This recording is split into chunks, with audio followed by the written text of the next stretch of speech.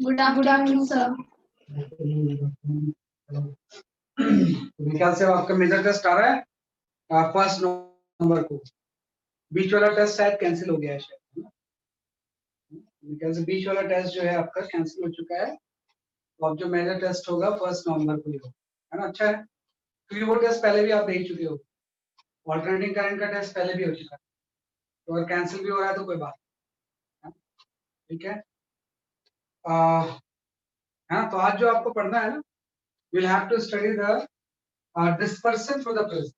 Last class में हमने जो पढ़ा था, we have studied the deviation।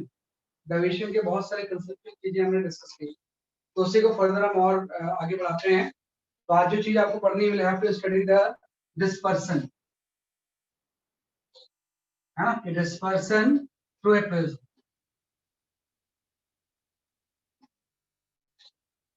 Through a prism,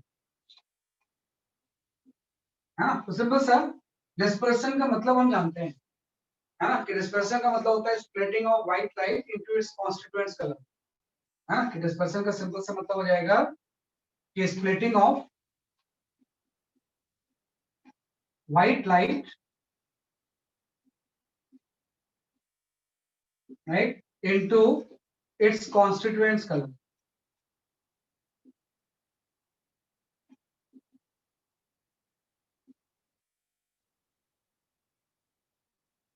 है ना। इसी को हम डिस्पर्सन बोलते हैं, है ना। क्योंकि अब तक जो हम लाइट यूज कर रहे थे ना, हम सिंगल वेवलेंथ यूज कर रहे थे, लेकिन आपको पता व्हाइट लाइट में तो 7 वेवलेंथ्स होती है। तो व्हाइट कलर की अगर मैं बात करूं कि जब भी इस तरह से कोई प्रिज्म है, इससे जब आपकी कोई व्हाइट लाइट अगर पास हो, अगर ये आपका कोई प्रिज्म है, इससे अगर आपकी यहाँ पे लाइट जो पास हो रही है, व्हाइट पास हो रही है ना, भाई मोनोक्रोमेटिक के बजाय अगर हम यहाँ पे कोई व्हाइट लाइट ले लें, है ना, तो ये आपके 7 कलर्स में स्प्लिट हो जाए, और इसी प्रोसेस को हम क्या बोलते हैं, जैसे कि आपका डिस्पर्सन, है ना। किस तरह से अगर व्हाइट लाइट पास होगी तो 7 कलर्स में क्या हो जाएगा, जैसे कि आपकी ये डिस्पर्स हो जाए, है ना। और यही जो प्रोसेस होगा we called as a dispersion, जिसका ये शुरू में डायग्राम भी बना, है ना। एक इसी का डायग्राम शुरू में मैंने क्या किया था, जैसे कि आपका शो किया, है ना। और इसका जो ऑर्डर होता है हम जानते हैं कि नीचे से ऊपर की तरफ विबग्योर होता है ना, कि नीचे वायलेट होती है, और इसका जो ऑर्डर होता है नीचे से ऊपर की तरफ क्या होता है, जैसे कि आपका,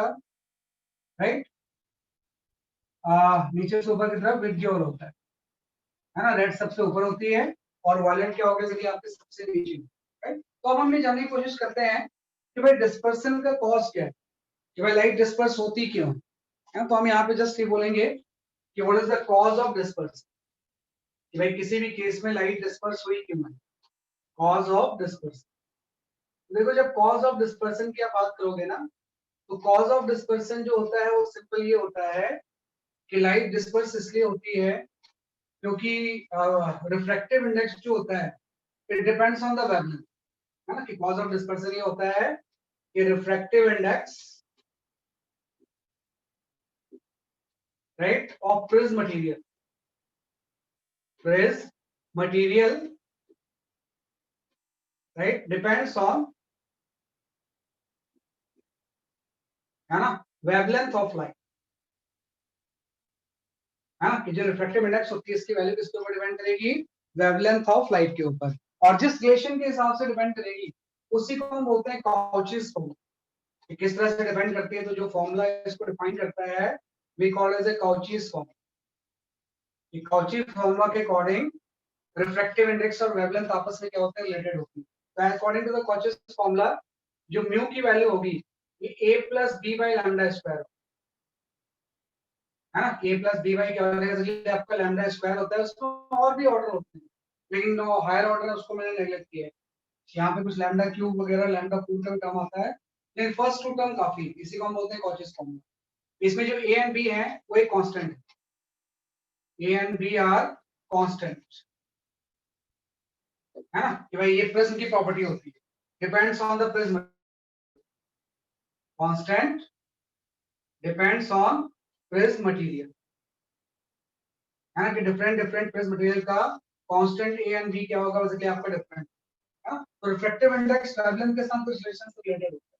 तो यहाँ पे सिंपल सा लॉजिक है डिस्पर्सन का, क्योंकि लास्ट क्लास में आपने ये पढ़ा कि प्रिज्म से जो लाइट का डेविएशन होता है ना, एकेडमिक पर्पस के लिए नॉर्मली हम स्मॉल एंगल वाला फॉर्मूला यूज करते हैं, उसको हम लेते हैं म्यू माइनस 1 इंटू ए, है ना। प्रिज्म से लाइट का जो डिस्पर्सन होगा डेल्टा, इसकी वैल्यू आपकी होती है म्यू, डेल्टा इक्वल टू हो जाएगा म्यू माइनस 1 इंटू क्या हो जाएगा बेसिकली आपका ए हो जाएगा, है ना। ये क्या हो जाएगा इससे बेसिकली आपका डेविएशन, है ना। ये आपका हो जाएगा बेसिकली आपका म्यू माइनस 1 इंटू ए, ये आपका एंगल ऑफ डेविएशन हो गया। तो आपको है कि यहाँ से अगर मैं बात करूँ सबसे ज्यादा वेवलेंथ किसकी होगी, तो आपको पता है सबसे ज्यादा जो वेवलेंथ होती है वो रेड लाइट की होती है। रेड लाइट की वेवलेंथ क्या होती है, मैक्सिमम। तो अगर वेवलेंथ मैक्सिमम होगी तो रेड लाइट के लिए रिफ्रैक्टिव इंडेक्स सबसे कम, ये आपका मिनिमम है। और अभी आपने बोला डेल्टा म्यू के ऊपर डिपेंड करता है, तो रेड लाइट के लिए डेल्टा भी मिनिमम है। तो सबसे कम जो लाइट डिवेट होगी वो रेड लाइट है, क्योंकि उसका वेवलेंथ सबसे ज्यादा है, तो रिफ्रैक्टिव इंडेक्स सबसे कम होगा इस रिलेशन के अकॉर्डिंग, और रिफ्रैक्टिव इंडेक्स कम होगा तो डेविएशन भी कम होगा। मतलब सबसे कम जो लाइट डेविएट होगी वो आपकी रेड लाइट होगी। डेविएशन का मतलब जस्ट ये होगा कि रेड लाइट का एंगल ऑफ डेविएशन जो होगा वो सबसे लीस्ट होगा, इसलिए रेड लाइट यहाँ पे रहती है। इसी का just opposite violet light, violet light का वेवलेंथ जो होता है वो मिनिमम है, हाँ, लैम्डा ऑफ वॉयलेट लाइट क्या है बेसिकली आपकी मिनिमम। तो अगर लैम्डा भी मिनिमम है तो जो म्यू ऑफ वॉयलेट लाइट हो जाएगा वो क्या हो जाएगा बेसिकली आपका मैक्सिमम हो जाएगा। अगर ये मैक्सिमम हो जाएगा तो जो डेल्टा होगा ऑफ वॉयलेट लाइट ये भी मैक्सिमम होगा, सबसे ज्यादा वॉयलेट लाइट डिविएट होगी, तो सबसे ज्यादा जो एंगल ऑफ डिवीजन यहाँ पे बनेगा वो आपके वॉयलेट लाइट का है ना। ये आपका हो जाएगा डेल्टा भी, राइट। डेल्टा आर सबसे कम डेविएट हुई है, डेल्टा भी बीच में सारे कलर्स होंगे, तो हर का डेविएशन अलग अलग होता है, इसलिए वो स्प्लिट हो जाती है। ये सब अगर अलग अलग एंगल से डेविएट हो रही है तो लाइट क्या हो जाएगी इसलिए आपकी स्प्लिट हो जाएगी। यहाँ पे एक चीज जाननी जरूरी है कि जो इसमें येलो लाइट होती है ना, इसको हम बोलते हैं मीन लाइट। कि इसमें जो येलो लाइट होगी, yellow light is called as a mean light, है ना। येलो कलर जो होता है इसको हम बोलते हैं मीन और रेफरेंस। भाई जो भी रेफरेंस होगा उसके लिए हम येलो लाइट यूज करते हैं, इसलिए यूज करते हैं क्योंकि येलो लाइट का जो रिफ्रैक्टिव इंडेक्स होता है, जैसे आपने इस फॉर्मूले को यूज करके रेड लाइट का रिफ्रैक्टिव इंडेक्स निकाल लिया, इस फॉर्मूले को यूज करके आपने वायलेट लाइट का रिफ्रैक्टिव इंडेक्स निकाला, तो येलो लाइट का जो रिफ्रैक्टिव इंडेक्स होता है इन दोनों रिफ्रैक्टिव इंडेक्स का मीन।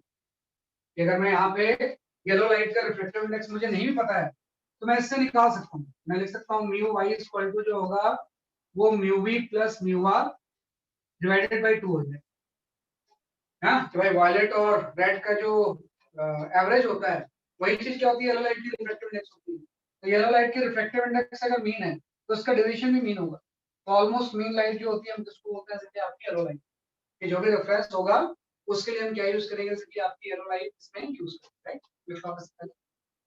तो कॉज ऑफ डिस्पर्सन बेसिकली आपका ये कि इस वजह से रे क्या होती है, जैसे कि आपकी अपने कॉन्स्टिट्यूएंट्स कलर में डिस्पर्स हो जाती है।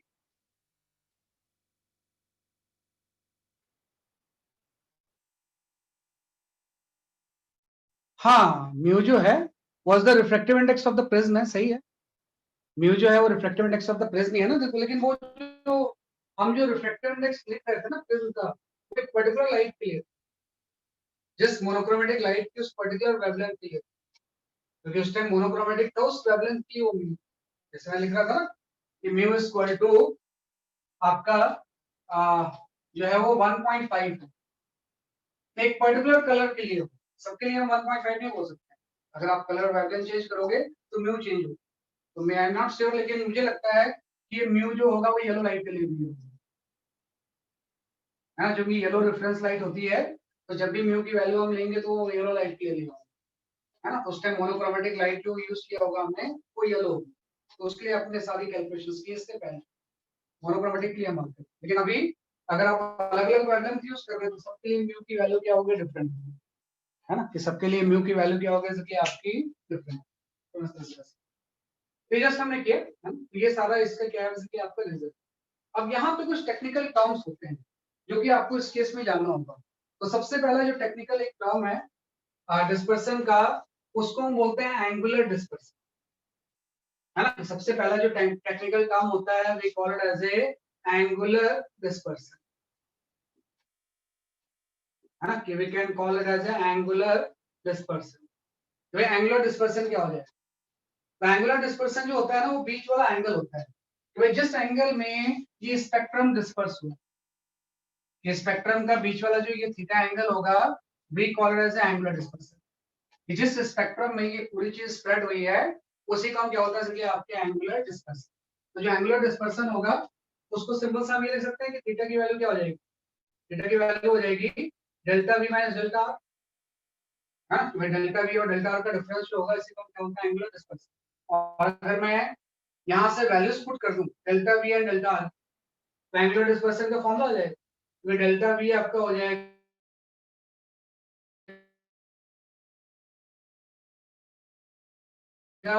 mu minus mu r minus 1 into. This is the refractive index of prism material for violet light. This is the refractive index for the red light. तो जैसे हम इसको डिफाइन करेंगे, एंगुलर डिस्पर्सन की वैल्यू सिंपल सी आपकी आ जाएगी mu v minus mu r into. ये आपका एंगुलर डिस्पर्सन हो गया, बाकी सारे टर्म क्या हो जाएंगे? कैंसिल हो जाएंगे। ये जो टर्म होता है वो एंगल होता है जिसमें कि स्पेक्ट्रम डिस्पर्स होता है, उसी को हम बोलते हैं एंगुलर डिस्पर्सन। अब लेकिन वही चीज है कि जब भी आप किसी चीज की एफिशिएंसी मेजर करते हो कि भाई कितना डिस्पर्स हुआ, तो हमेशा वो रिलेटिव टर्म होता है। तो रिलेटिव टर्म इसमें जो हम यूज करते हैं उसको हम बोलते हैं डिस्पर्सिव पावर। एक टर्म आप यहाँ पे यूज करोगे, we call it as a dispersive power. यहाँ पे हम एक टर्म यूज करते हैं, we call it as a dispersive power. तो जो डिस्पर्सिव पावर ओमेगा होती है ये आपकी होती है थीटा बाई डेल्टा वाई। भाई एंगुलर डिस्पर्सन को येलो लाइट के डेविएशन से जब हम कंपेयर करेंगे तो जो टर्म आएगा उसी को हम क्या बोलते हैं? Dispersive power. तो डिस्पर्सिव पावर भी निकाल सकते हैं। अभी तो आपने पढ़ा कि ये वाला टर्म हो जाएगा mu we minus mu are into A, और डेविएशन ऑफ येलो लाइट हो जाएगी म्यू वाई माइनस 1 इनटू। तो ए कैंसिल हो गया है, डिस्पर्सिव पावर की वैल्यू है mu we minus mu are into mu Y minus, है ना? तो ये इसके डिस्पर्सिव पावर का एक फॉर्मूला है ना। तो ये बड़ी एक इंपॉर्टेंट टर्म डिस्पर्सिव पावर। हर प्रिज्म का डिस्पर्सिव पावर डिफरेंट डिफरेंट होता है ना। तो डिस्पर्सिव पावर भी जो है ना, this is the property of prism material, है ना। ये किसकी प्रॉपर्टी हो जाएगी इसलिए आपकी?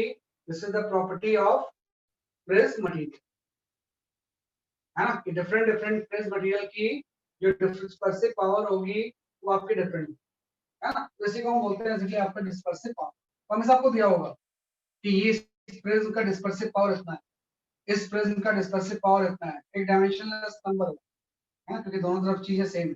और ये भी इनफैक्ट रेशियो ही होता है, किसी भी चीज की कोई डायमेंशन नहीं है। तो डिस्पर्सिव पावर जो है ये किसका प्रॉपर्टी होगा? प्रिज्म के मटेरियल, राइट। तो ये कोई टेक्निकल टर्म्स हैं जो कि आपको थोड़ा सा जानना होगा। एक थीटा और दूसरा ये, और डेविएशन का फॉर्मूला तो हम जानते हैं कि भाई किसी भी लाइट का डेविएशन हम इस फॉर्मूले से निकालते हैं, है ना। कि किसी भी लाइट का डेविएशन हम इस फॉर्मूले से क्या कर सकते हैं कि आपका क्या है। तो ये कुछ इसके टेक्निकल टर्म्स हो जो कि आपको जानने जरूरी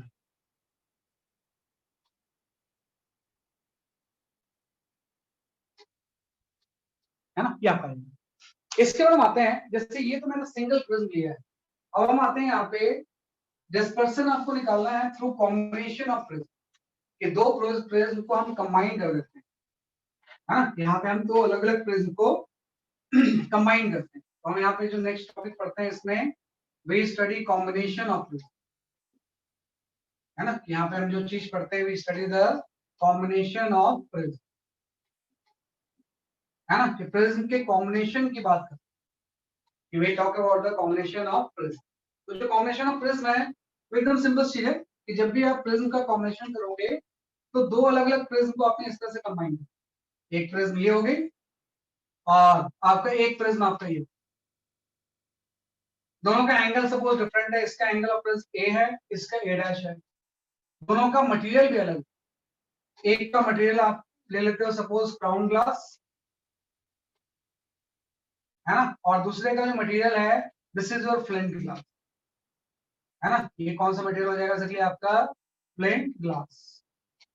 एक आपका क्राउन ग्लास हो गया, दूसरा क्या हो गया इसलिए आपका फ्लिंट ग्लास हो गया। आपको अलग अलग मटेरियल है तो इसका ओमेगा अलग होगा, इसका डिस्पर्सिव पावर ओमेगा है, इसका ओमेगा डैश है ना। अब क्या होगा ना, कोई रे अगर व्हाइट लाइट इस तरह से जाएगी तो ये अपने कॉन्स्टेंट्स कलर में डिवाइड हो जाएंगे, है ना। मैं तीन ही कलर बना रहा हूँ, मैं यहाँ पे तीन ही कलर बना रहा हूँ, वायलेट, रेड एंड बेसिकली आपका येलो, है ना। तो तीन ही कलर हम इस तरह से बनाते हैं। ये कांस्टेंट कलर में क्या होगा, जैसे कि आपकी इस तरह से डिवाइड होगी, ये ऐसा है ना। भाई इस तरह से अगर हम इसको कंबाइन कर दें रेस को, तो ये आपकी इस तरह से कांस्टेंट कलर में आपकी डिवाइड होगी, ये ऐसा है ना। और यहाँ से येलो लाइट को भी अपना दो थोड़ा सा बैंड करके, ये आपकी येलो लाइट है, ऐसा है ना। बाकी मैं कलर्स नहीं बनाऊंगा। तो आपको पता है कि ये जब कलर में डिवाइड होगी तो ये आपका हो जाएगा आर, ये येलो, ये वॉयलेट। यहाँ पे ऑर्डर रिवर्स हो गया, ये वॉयलेट हो गया, ये आपका येलो हो गया, ये आपका रेड हो गया, है ना। ऐसा होता है जब दो अलग अलग मटेरियल होते हैं ना, तो स्पेक्ट्रम का ऑर्डर रिवर्स हो जाता है। इस केस में स्पेक्ट्रम का ऑर्डर क्या हो जाएगा, जैसे आपका रिवर्स हो। अब इसमें प्रॉब्लम ये है कि इसमें नेट डेविएशन की हम बात करें कि भाई जो नेट रे डेविएट हुई है वो कितने एंगल से डेविएट, इसको हम बोलेंगे थीटा नेट, और हम बोलेंगे नेट एंगल ऑफ डेविएशन कितना होगा। इस तरह से अगर कोई रे ऐसे सीधे चली जाती तो आप ये नेट डेविएशन कितना होगा। अब वो नेट डेविएशन हर कलर का अलग अलग होगा ना, तो रेफरेंस कलर येलो लाइट होता है, तो हम यहाँ पे येलो की नेट डेविएशन की बात करें, है ना। तो मतलब रे डिस्पर्स भी हो रही है, डेविएट भी हो रही है, तो दोनों का आपको नेट निकालना है। तो एकदम सिंपल सी चीज है, दोनों का अगर मुझे नेट निकालना है तो दोनों के अलग अलग चीजों को मैं ऐड कर दूंगा, है ना। कि जब ये क्राउन ग्लास से पास होगी, है ना, इसका अगर मुझे थीटा नेट निकालना है, मैं इस पूरे प्रोसेस में what is the value of the theta net, net कितनी डिस्पर्स हुई है, तो मैं पहले इसके डिस्पर्सन निकाल लूंगा। तो ये आपका हो जाएगा mu we minus mu are into A, plus मैं इसका निकाल लूंगा, तो इसके लिए रिफ्लेक्टिव इंडेक्स चेंज हो जाएगा, ये हो जाएगा mu A dash minus mu R dash, और इसका एंगल भी अलग है, वो ए डैश हो जाएगा। तो इसने भी इसको डिस्पर्स किया, इसने भी डिस्पर्स किया, नेट डेविएशन दोनों का सम हो गया, तो इसी को हम बोलते हैं नेट डिस्पर्सन। ऐसी नेट डेविएशन हो जाएगा डेल्टा नेट। तो ये आपका हो जाएगा delta Y minus one into A, yellow का पहले प्रिज्म से डेविएशन प्लस येलो का दूसरे से, delta Y dash minus one into A dash. तो ये जो चीज होगी ये होगी नेट डिस्पर्सन, और ये आपका हो गया नेट डेविएशन। अब हम यहाँ पे कुछ केसेस डिस्कस करते हैं, यहाँ पे आप कुछ केसेस डिस्कस करते हो, उसी को हम बोलते हैं कंडीशंस कुछ। तो पहला कंडीशन मैं बोलता हूँ कि डेविएशन विदाउट डिस्पर्सन। पहली कंडीशन हम यहाँ पे डिस्कस करते हैं कि ऐसा प्रिज्म हम बनाना चाहते हैं जिसपे कि डिस्पर्सन तो हो लेकिन डेविएशन नहीं, हाँ, उसी को हम बोलते हैं इसलिए आपका डेविएशन, डिस्पर्सन विदाउट डेविएशन। हाँ, ये दो बेसिकली आपके इसमें अलग अलग केसेस हैं।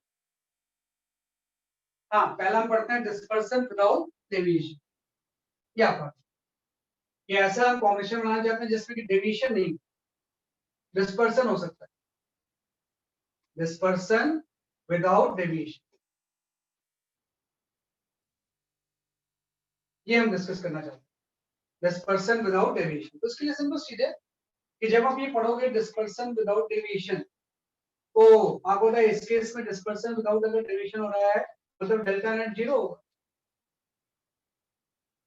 है ना। कि भाई एक रे जितना पॉजिटिव डिस्पर्स कर डेविएट कर रही है दूसरी उतनी नेगेटिव कर देगी। तो डेल्टा नेट की वैल्यू अभी आपने बोला है कि डेल्टा नेट की वैल्यू जो होती है delta Y minus one into A dash होता है, A plus delta Y dash minus one into A dash, ये जीरो हो जाएगा, है ना। तो यहाँ से कंडीशन होगी कि भाई किसी भी केस में अगर मैं ये निकालना चाहूँ कि कब डिस्पर्सन विदाउट डेविएशन होगा, तो वो तब होगा जब ए डैश बाई ए की वैल्यू इज इक्वल, है ना। ए डैश बाई ए की जो वैल्यू होगी minus of delta Y minus one by delta Y dash minus one. जब ऐसा हो जाएगा, सॉरी ये थोड़ा सा मैंने गलत लिखा, ये डेल्टा नहीं होगा म्यू वाई, डेल्टा के टर्म्स में कहाँ, mu Y minus one and mu Y dash minus, है ना। उस हिसाब से यहाँ भी इस तरह से आ जाएगा, ये जो टर्म होगा A dash and by A की वैल्यू ये आपकी हो जाएगी mu Y minus one by mu Y dash minus. ये आप क्या करोगे, पहले प्रिज्म के लिए म्यू वाई निकाल लोगे, दूसरे प्रिज्म के लिए म्यू वाई डैश निकाल लोगे। अगर ये कंडीशन सेटिस्फाई हो रही है तो इसके अकॉर्डिंग डेल्टा नेट 0 हो जाएगा, और डेल्टा नेट 0 होने का मतलब होगा कि डेविएशन नहीं होगा, डिस्पर्सन हो सकता है। तो उसका डायग्राम आपका ऐसा हो जाएगा कि उसका डायग्राम जो होगा वो सिंपल सा, जो डिस्पर्सन विदाउट डेविएशन होगा, है ना, उसका डायग्राम सिंपल सा आपका ऐसा होगा। यहाँ से कोई व्हाइट लाइट गई, ये आपके कॉन्स्टिट्यूएंट्स कलर में डिवाइड होगी, ठीक है, रेड, ये आपका वायलेट आ, और इसके बाद फिर से ये इस तरह से, है ना, कि वायलेट लाइट बेसिकली आपके ऊपर चली गई और रेड लाइट बेसिकली आपके नीचे आ। तो आप देखो कुछ थीटा नेट तो इसमें है, ये थीटा नेट 0 थोड़ी है, लेकिन डेल्टा नेट 0 है। डेल्टा नेट 0 का मतलब अगर मैं यहाँ पे येलो लाइट लूं, तो अल्टीमेटली येलो लाइट जो होगी वो इंसिडेंट लाइट के पैरेलल है ना, इंसिडेंट लाइट के येलो लाइट क्या रहेगी, जैसे कि आपकी पैरेलल है, तो हम बोलेंगे इसमें नेट डेविएशन नहीं होता, फिर डिस्पर्सन है। तो आपको ये बताना होता है कि ये चीज कंडीशन सेटिस्फाई होगी तो डेविएशन 0 होगा, तो इस कंडीशन में डिस्पर्सन की वैल्यू क्या होगी,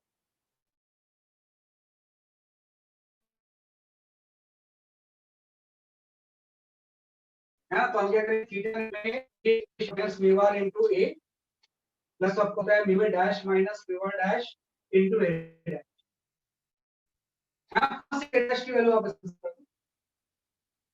तो जैसे मैं a डैश की वैल्यू यहां पे सब्स्टिट्यूट करूंगा ना, थीटा नेट की वैल्यू जस्ट आपकी आ जाएगी, ये आपका आ जाएगा mu i minus 1 into a into omega minus omega dash.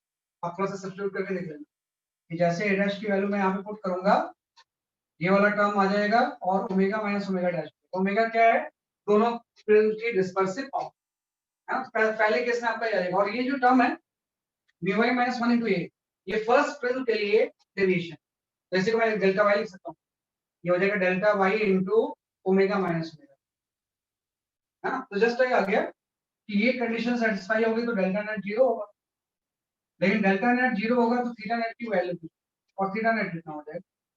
यहाँ पे थोड़ा सा ये रीजन जो है ना, बार बार मैं कलर रिवर्स कर देता हूँ, वो रीजन आ जाता है यहाँ।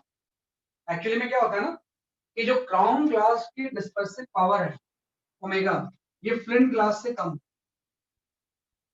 ओमेगा जो होता है ओमेगा डैश से क्या होता है, इसके आपको कम होता है। आप देखो अगर ओमेगा ओमेगा डैश से कम है, अगर मैं यहाँ पे कंडीशन लगाऊं, ये तो आपने थीटा नेट निकाल लिया, है ना। तो अगर मैं बोलूं कि ओमेगा की वैल्यू अगर ओमेगा डैश से कम है ना, तो आपको क्या थीटा नेट जो होगा ये आपका नेगेटिव हो जाएगा, ये थीटा नेट की वैल्यू क्या होगी, इसलिए आपके नेगेटिव होगी। नेगेटिव के होने का मतलब क्या है कि ऑर्डर ऑफ कलर रिवर्स हो जाएगा, थीटा नेट नेगेटिव का मतलब हो जाएगा ऑर्डर ऑफ कलर रिवर्स,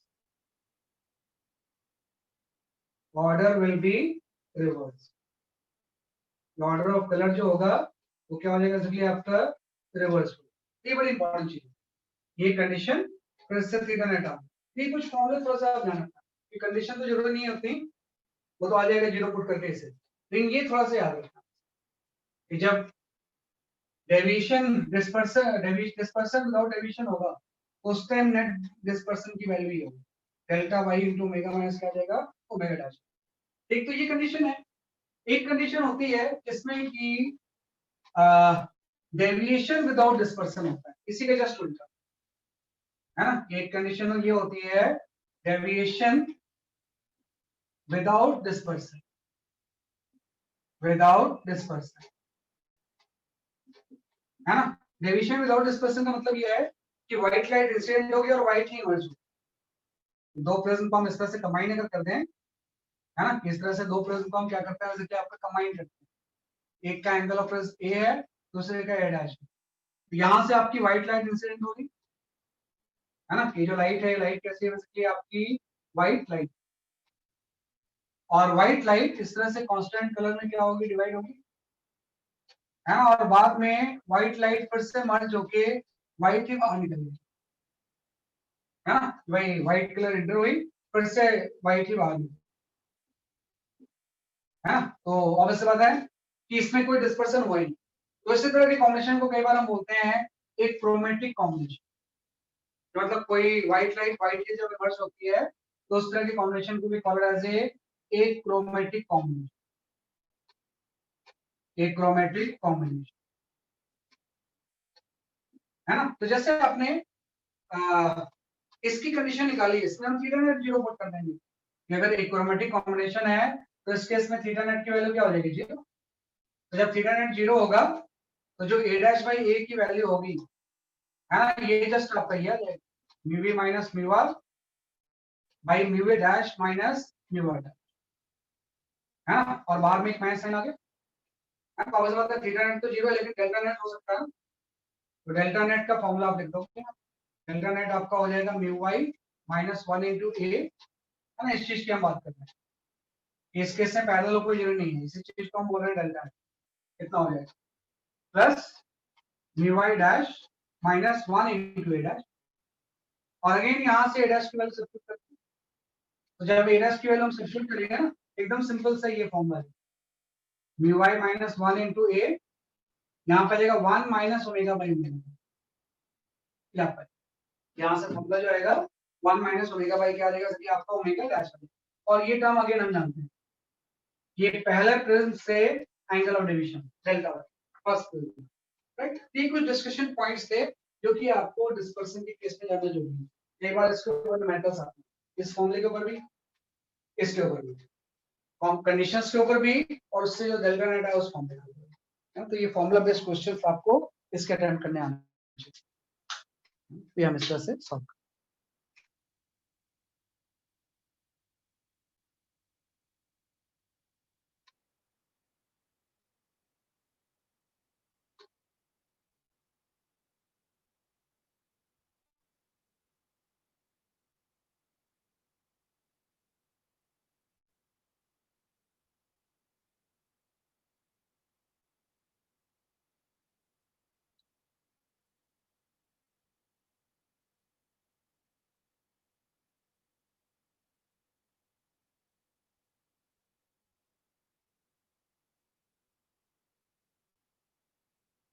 तो ये आपका गया। तो इस तरह से यहाँ पे थ्योरेटिकल चीजें हम थोड़ी सी जानते हैं। एक थोड़ी सी थ्योरी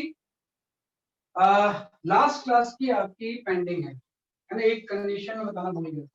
हमने बात की थी मिनिमम डेविएशन कब होगा, मैक्सिमम डेविएशन कब होगा। किसी भी केस में, प्रिज्म के केस में मिनिमम और मैक्सिमम डेविएशन आपने पढ़ लिया, लेकिन एक कंडीशन उसमें अभी मिस हो गई थी, वहीं पे अब उसको बनाना है। तो ये तो व्हाइट लाइट आ गया, उसमें मोनोक्रोमेटिक लाइट हम यूज करते हैं। तो एक कंडीशन होती है प्रिज्म में, उसको हम बोलते हैं कंडीशन फॉर नो इमर्जेंस। हाँ, ये चीजें जानने के बाद we study one condition, we call it as a condition for no emergence. तो भाई किस केस में लाइट प्रिज्म से इमर्ज होगी, हाँ, उसी को हम बोलते हैं कंडीशन फॉर नो इमर्जेंस, है ना। We call it as a condition for no emergence, हाँ, कंडीशन फॉर नो इमर्जेंस। किस कंडीशन में लाइट इमर्ज नहीं है, इसी को हम बोलते हैं कंडीशन फॉर नो इमर्जेंस। तो इसका मतलब सिंपल से ये होता है,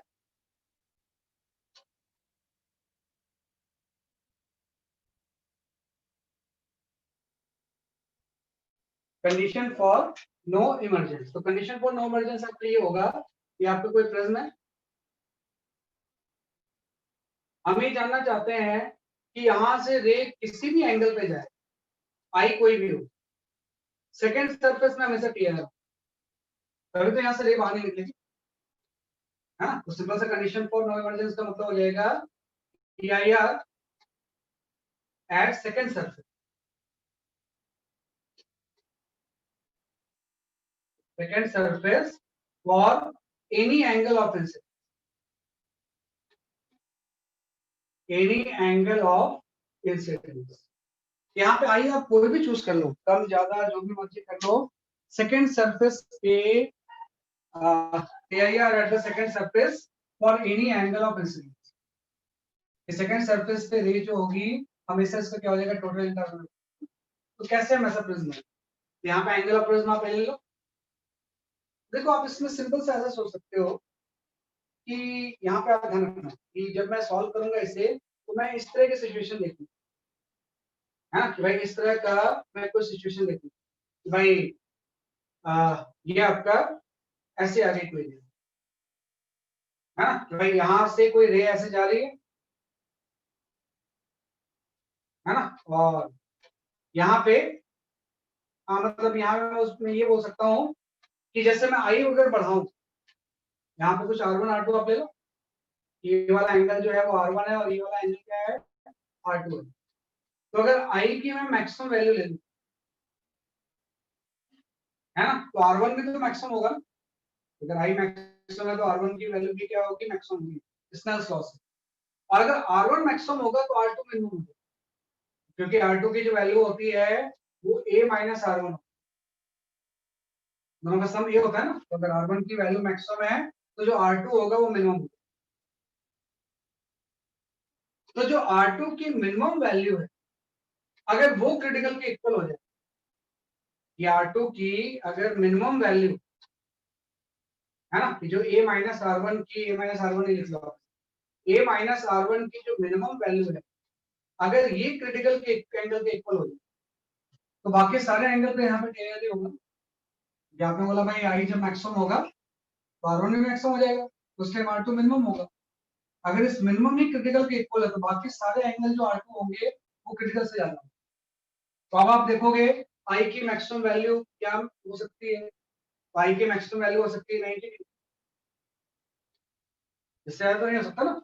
तो जब आई की वैल्यू मैक्सिमम 90 डिग्री होगी तो उस टाइम जो R1 होगा वो भी मैक्सिमम हो जाएगा।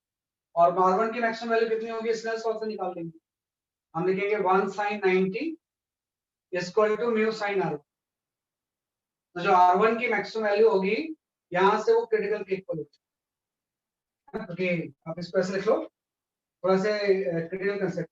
sin R1 की वैल्यू 1 बाई म्यू हो जाएगी, और sin R1 अगर 1 बाई म्यू है तो जो R1 होगा वो क्रिटिकल के इक्वल, R1 किसके इक्वल हो जाएगा, क्रिटिकल। तो सिंपल सा हम बोलेंगे जब आई मैक्सिमम 90 डिग्री होगा तो R1 भी मैक्सिमम होगा और वो क्रिटिकल के इक्वल हो जाएगा। और अगर वो जब क्रिटिकल के इक्वल होगा तो ये चीज मिनिमम हो जाएगी। तो अगर मैं ये वाली कंडीशन अप्लाई करूं कि A माइनस R1 की मिनिमम वैल्यू क्रिटिकल के इक्वल होना चाहिए, तो R1 की मिनिमम वैल्यू तो मैक्सिमम वैल्यू तो आपको पता है ये क्रिटिकल है। तो A minus theta she should be, है ना, यहाँ पे इसको ग्रेटर ले लो, ग्रेटर देन इक्वल टू, है ना, ग्रेटर देन नहीं ले लो क्योंकि आपको वो करवाना है ना, इक्वल मत पुट करो क्योंकि यहाँ पे R2 की वैल्यू जो होगी ना वो क्रिटिकल से ज्यादा होना चाहिए। तो A minus theta should be greater then, भाई आई जब मैक्सिमम होगा तो R1 मैक्सिमम होगा, तो उस टाइम A माइनस R1 की वैल्यू मिनिमम होगी। अगर A माइनस R1 की वैल्यू क्रिटिकल से ज्यादा है तो और कोई भी वैल्यू क्रिटिकल से ज्यादा ही होगी। तो यहाँ से कंडीशन आ गई, तो यहाँ से वो कंडीशन आ गई A should be greater than twice of. अगर हम ऐसा कोई प्रिज्म बना लें जिसका की एंगल ऑफ प्रिज्म जो कि आपको पता होगा ट्वाइस ऑफ क्रिटिकल एंगल से इसके ज्यादा होगा, उस प्रिज्म में आप किसी भी एंगल में रह जाएगी, इंटर तो होगी लेकिन सेकंड सर्फेस में हमेशा क्लियर। तो इसी को हम बोलते हैं कंडीशन फॉर नुल। तो कई बार इसको अगर मैं कर सकता हूं किस तरह से हम ये डिस्कशन एक्सप्लेन करते करना सर दोबारा। हैं। इसमें कुछ नहीं है बेटा, मैं ये बोल रहा हूँ कि आई को आपने सबसे ज्यादा ले लिया तो आई की मैक्सिमम वैल्यू 90 हो सकती है। तो जब आई 90 होगा तो R1 की वैल्यू क्रिटिकल हो जाएगी, उस टाइम R1 भी मैक्सिमम क्रिटिकल हो जाएगा। और अगर R1 मैक्सिमम है तो A माइनस R1 मिनिमम होगा। अगर ये A माइनस R1 की वैल्यू जो कि R2 है यहाँ पे, अगर इसकी वैल्यू मिनिमम वैल्यू अगर क्रिटिकल से ज्यादा है तो सेकंड सरफेस में हमेशा क्लियर हो जाएगा क्योंकि ये तो मिनिमम है और कोई भी वैल्यू होगी इससे ज्यादा ही होगी। तो अगर मिनिमम वैल्यू क्रिटिकल से ज्यादा है तो सेकंड सरफेस में हमेशा क्लियर हो जाएगा। हमने यहाँ से R1 की वैल्यू कर दी जो हम यहाँ पे लेके आए थे, यहाँ से एक कंडीशन होगी कि कोई भी अगर ऐसा ठीक है। प्रिज्म बनाना है जिसका कि एंगल ऑफ प्रिज्म अगर ट्वाइस ऑफ क्रिटिकल से ज्यादा है, उस प्रिज्म में रही इंटर तो करेगी लेकिन सेकंड सरफेस में हमेशा क्लियर है।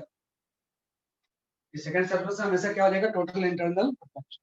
तो इसी को हम बोलते हैं condition for no emergence of light, है ना, कि condition of no emergence of light. देखो जैसे एक बड़ा इंपॉर्टेंट क्वेश्चन आता है, हाँ कई बार आपसे ये पूछा जाता है ना, जैसे मैं इसको देता हूँ आपको, इस क्वेश्चन मैं इस क्वेश्चन को मैं आपको प्रॉपर्ली दे रहा हूँ, पहले आप इसको लिख लो। उसमें बच्चे फंस जाते हैं कि पूछ क्या रहा है, कोई डाटा तो दिया नहीं हुआ है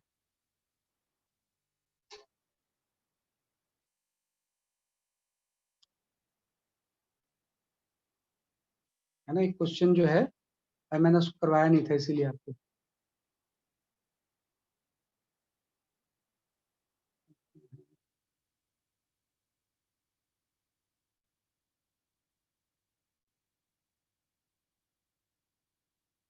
नहीं, यहाँ पे दिख नहीं रहा मुझे क्वेश्चन। चलो मैं ऐसे ब्रीफ कर देता हूँ आपको। मैं ये रिकॉर्ड में दिख नहीं रहा है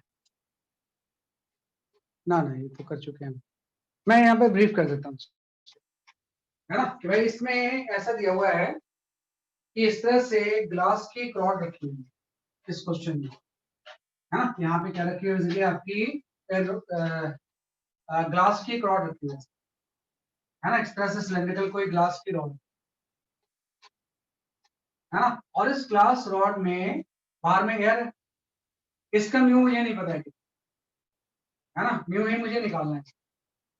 यहां से एक रे जाती है, फ्लैट सरफेस में एंटर होती है और यहां से ऐसे जाके इस सरफेस से रिफ्लेक्ट हो जाती है, जैसा ऑप्टिकल फाइबर में होता है ना। ऑप्टिकल फाइबर में अंदर ही अंदर रे क्या होती है, रिफ्लेक्ट, इस तरह से बैंड हुई और ये रिफ्लेक्ट हो,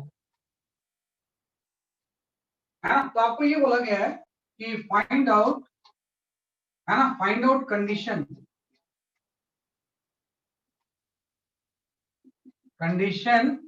so that always TIR takes place.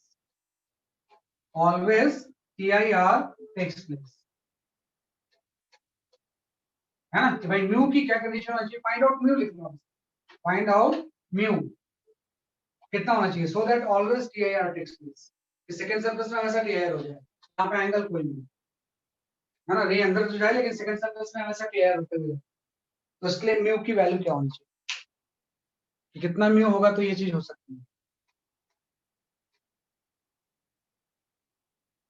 Find out mu so that always TIR takes place.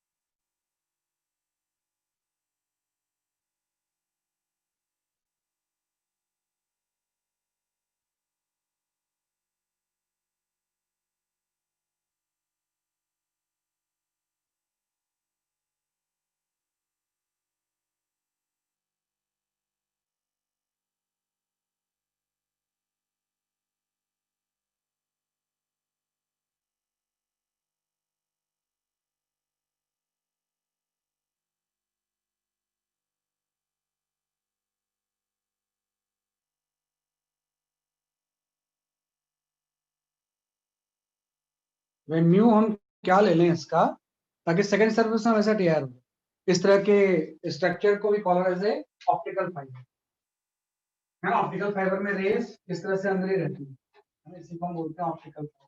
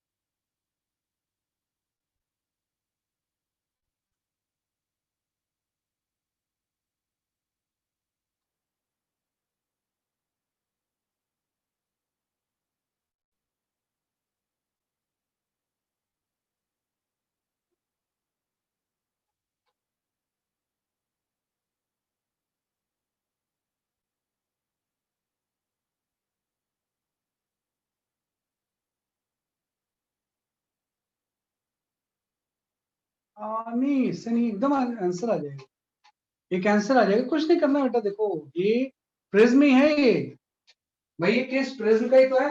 Prism का मतलब सिर्फ ट्रायंगुलर पीस थोड़ी होता है। इसके दो रिफ्लेक्टिंग सरफेस नॉन पैरेलल है ना, एक रिफ्लेक्टिंग सरफेस इसका ये है, ये रिफ्लेक्टिंग सरफेस ये प्रिज्म ही है। और ये अगर कोई प्रिज्म है तो इसका एंगल जो होगा वो 90 डिग्री होगा। अभी तो आपने पढ़ा कि भाई एंगल ऑफ प्रिज्म अगर आपको पता है तो ये कंडीशन है सेकंड सरफेस पे वैसे किया जाएगा। आई कोई भी लोगे सेकंड सरफेस पे टीआई तभी होगा जब ए की वैल्यू ट्वाइस ऑफ क्रिटिकल से ज्यादा हो। मतलब ए अगर यहाँ पे 90 है तो 90 degree should be greater than twice of critical, मतलब critical angle should be less than 45 degree, ये कंडीशन है ना, कि ये होगा तभी तो सेकंड सरफेस में वैसे टीआई होगा। तो यहाँ से क्रिटिकल एंगल लेस देन 45, और एक बार क्रिटिकल एंगल लेस देन 45 आ गई, दोनों तरफ साइन ले लो, तो साइन ऑफ क्रिटिकल जो होगा less than sine of 45 degree, और sine of critical 1 by mu होता है, 1 by mu should be less than 1 by mu, cross multiply करेंगे तो mu should be greater than root. तो ये आपका आ गया कि अगर म्यू की वैल्यू रूट 2 से ज्यादा होगी तो सेकंड सरफेस में वैसा भी है, कोई यूनिक वैल्यू नहीं होगी। म्यू की वैल्यू रूट 2 से अगर ज्यादा कोई भी वैल्यू होगी तो रे यहाँ पे किसी भी एंगल पे जाएंगे, फर्क नहीं पड़ता उससे, सेकंड सरफेस में वैसा क्या हो जाएगा कि ये भी प्रिज्म ही है।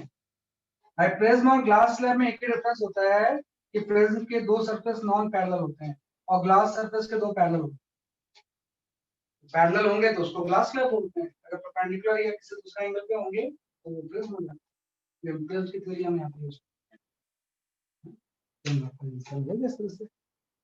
है ना, वही स्टेप्स वगैरह यूज करेंगे बेसिक्स करके, क्या है 90 लेंगे तो वो 90 मैक्सिमम होगा, तो उस तरह से कंडीशन यूज करके आपने यूज किया, है ना। तो ये बड़ा इंपॉर्टेंट क्वेश्चन माना जाता है, ये आपका आंसर है, ठीक है, चलो,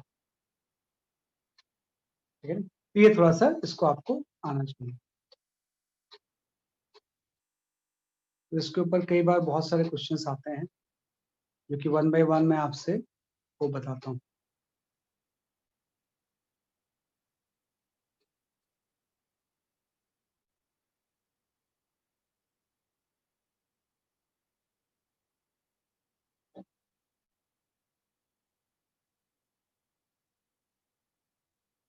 हाँ, एक आप ये क्वेश्चन कर सकते हो।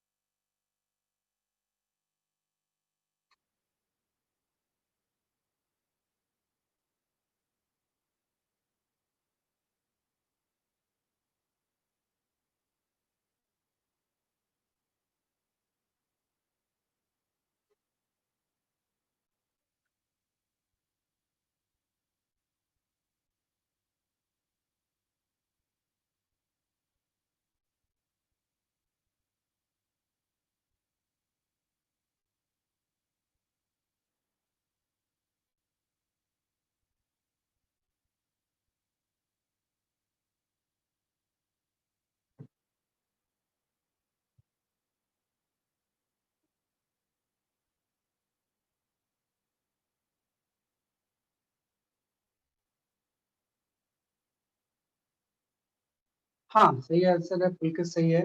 Nimisha, your answer is correct.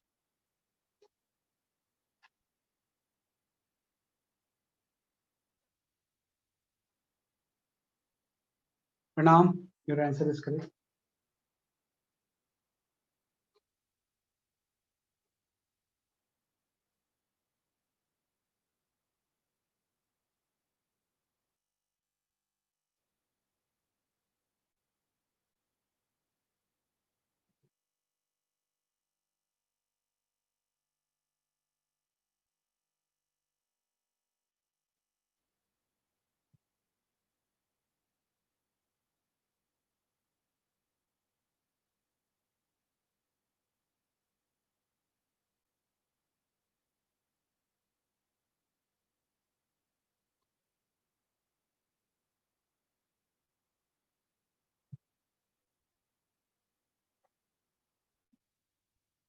Vidushi correct.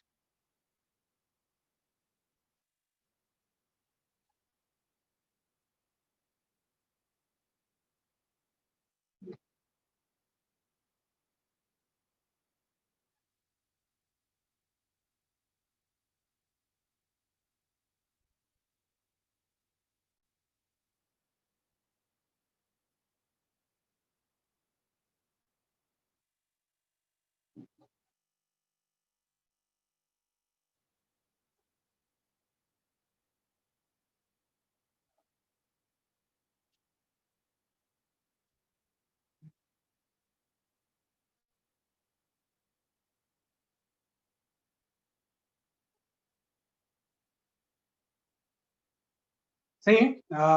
जो आपका आंसर आएगा वो 3 डिग्री आ जाएगा, है ना। सीधे फॉर्मूला यूज कर लोगे आप, अभी तो आपने पढ़ा है ना। आदित्य सिंह करेक्ट आंसर, है ना, सही बोला आपने। भाई अभी तो आपने फॉर्मूला पढ़ा कि भाई जो डिस्पर्सन विदाउट डेविएशन होता है उसमें ए डैश बाई ए की वैल्यू ये होती है mu Y minus one by mu Y dash minus. A dash ही तो आपको निकालना था, ए डैश निकाल लो। यहाँ से ए डैश की वैल्यू आपकी 3 डिग्री में है, हाँ। वैसे देखिए कंडीशन आपको पता होगी, कंडीशन अगर पता होगी तभी हम इसको सॉल्व करते हैं। तो इससे जो आंसर आएगा कट लेगा 3 डिग्री, इसको यूज करिए इसमें।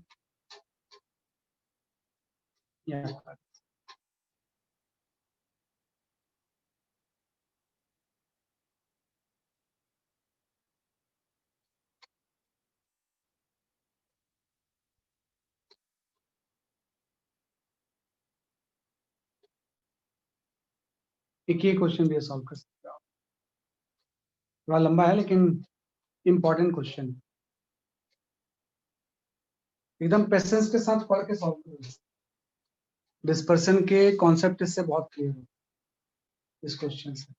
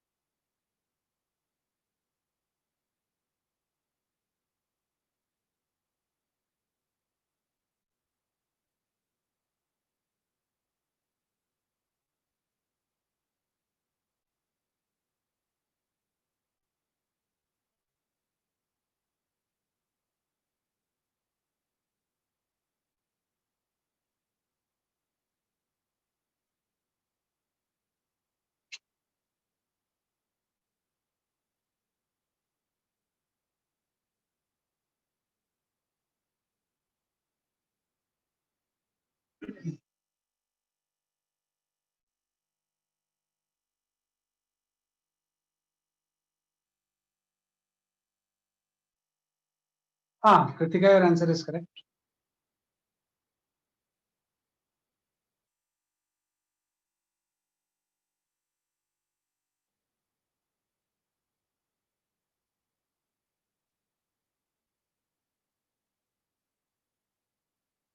आप पुलकित फर्स्ट केस में वेवलेंथ निकालना है,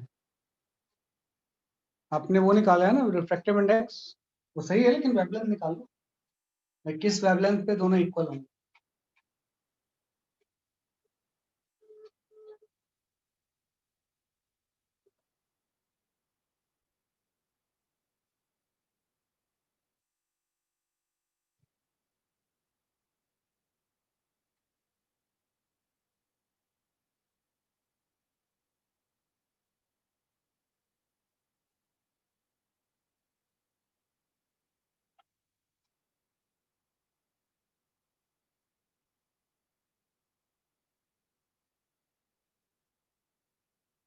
हाँ अब सही है Nimisha, your answer is correct.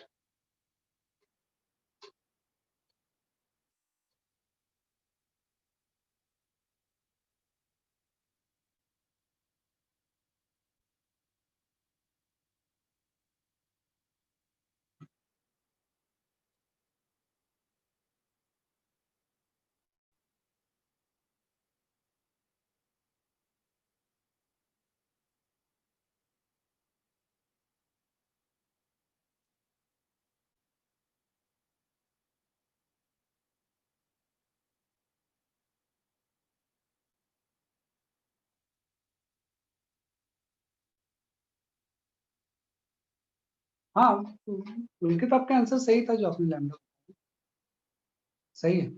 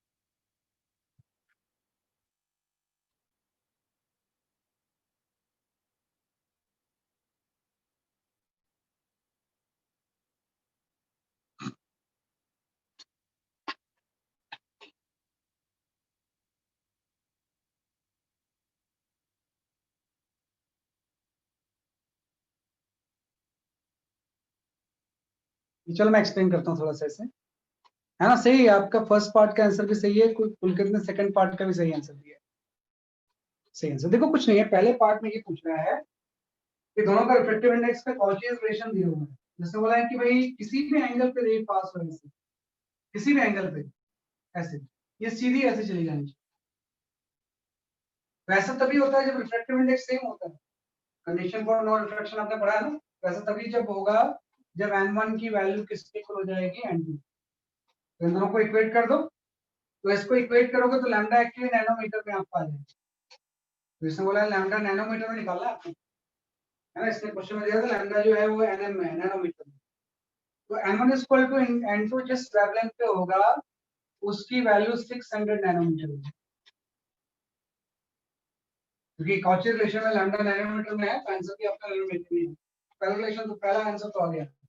इस वेवलेंथ के लिए अगर इसकी वेवलेंथ 600 नैनोमीटर है तो इसकी ये दोनों का mu1 और mu2 रिफ्रैक्टिव इंडेक्स सेम होगा, तो सीधे ऐसे चलिए।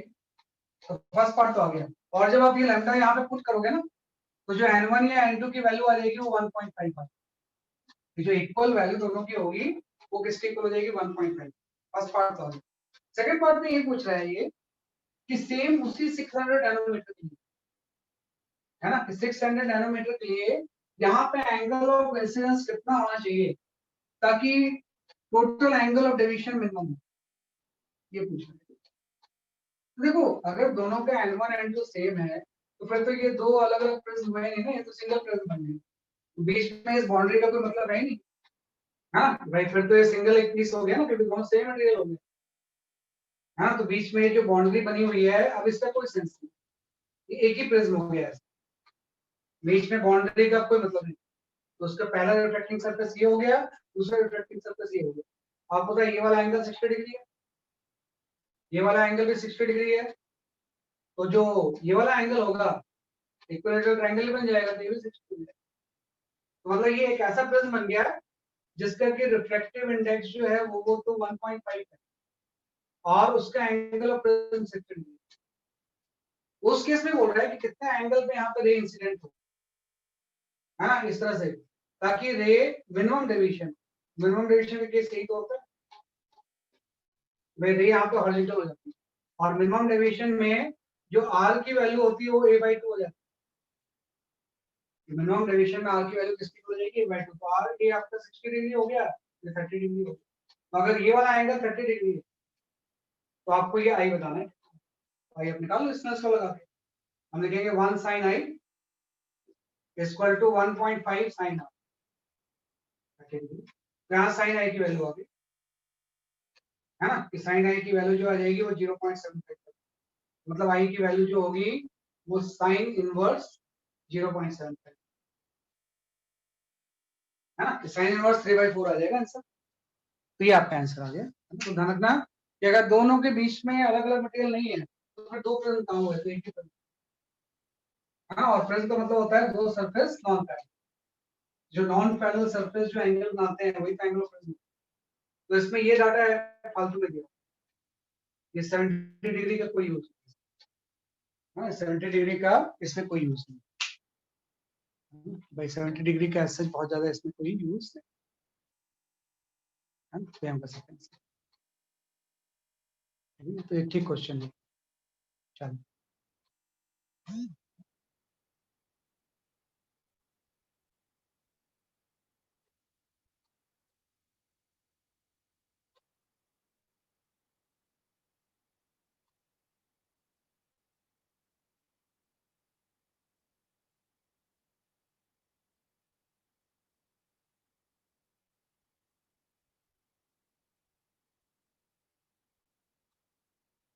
ठीक है, ये हम कर सकते हैं।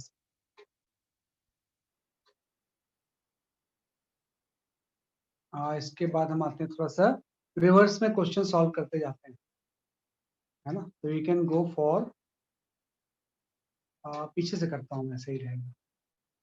पीछे से करते करते अगर हम आए, you can go for this question.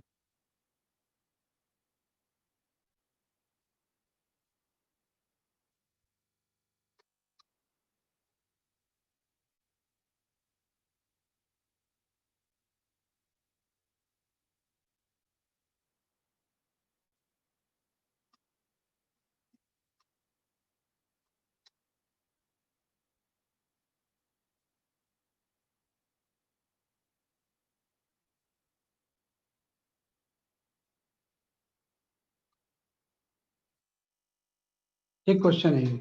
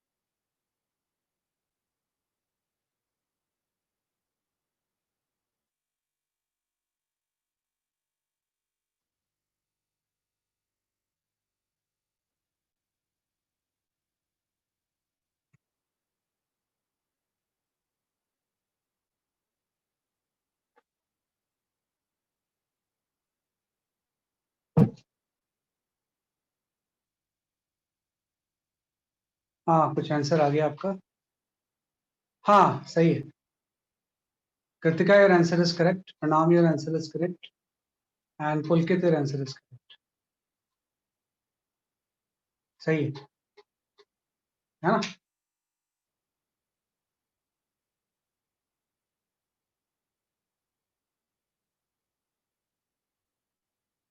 हाँ, सही आंसर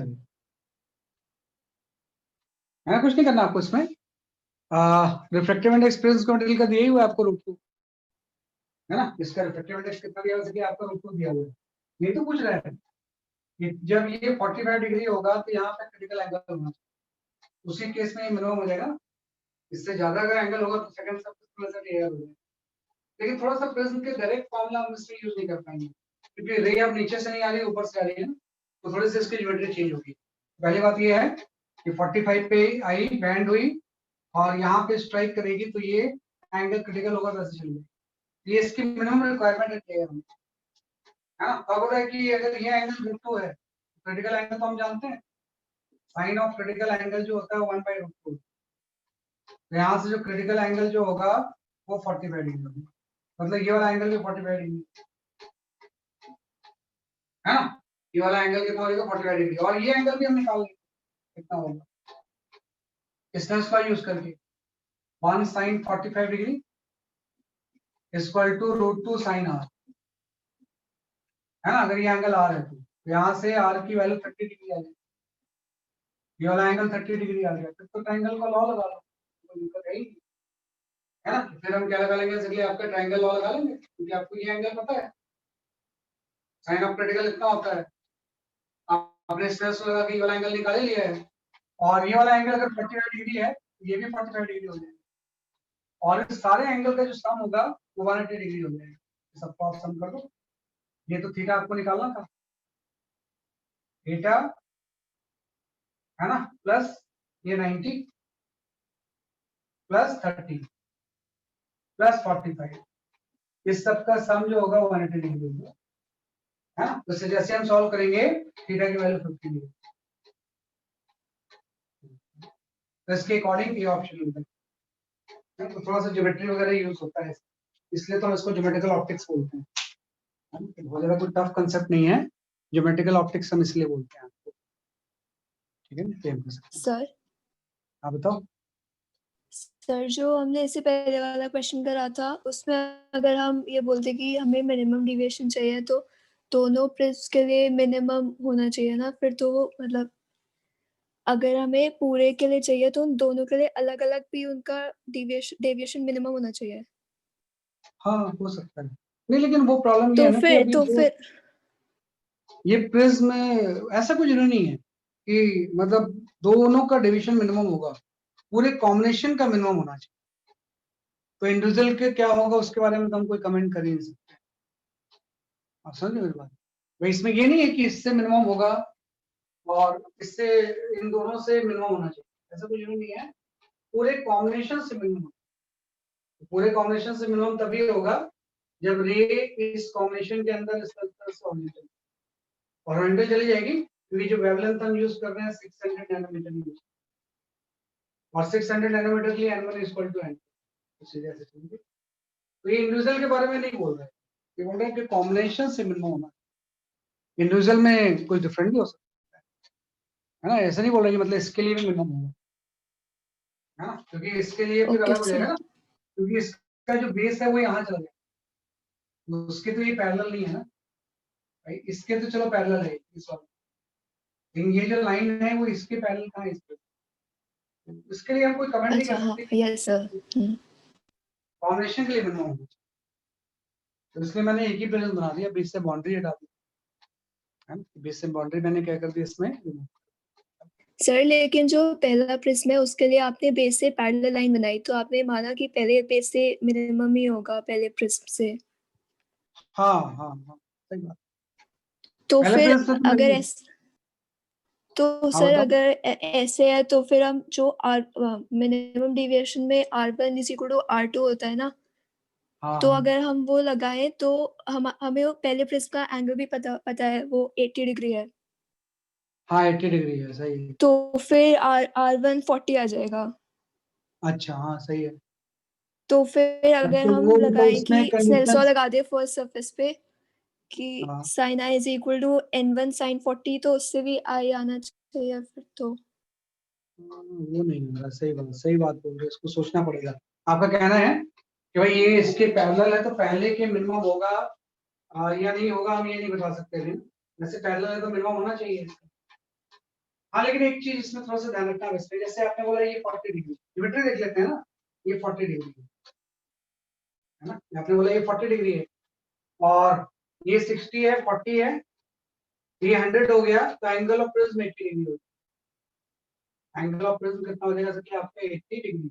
देखो जो भी चीज आई है वो ज्योमेट्री से तो आई है भाई, जो भी चीज हम निकाल रहे थे ना वो किससे निकाल रहे थे, आपके ज्योमेट्री आप बोल रहे थे आई और ई सेम होंगे। आई और ई जो होंगे इस केस में क्या होंगे, जैसे कि आपके सेम होंगे, तो पूरे के लिए तो हम सेम कर सकते हैं, लेकिन यहाँ पे तो आई और ई सेम है ही नहीं। ये कुछ अलग ही है और आई और ई अलग है ना, तो मतलब ये सिर्फ मतलब वो देखो ध्यान रखना कि मतलब मेन जो कंडीशन है वो ये है आई स्क्वायर टू ई, इससे वो पैरेलल वाला आता है, मतलब इससे प्रूफ होता है कि प्रिज्म के बेस के पैरेलल होता है। अगर आई स्क्वायर टू ई है तो पैरेलल हो जाएगा।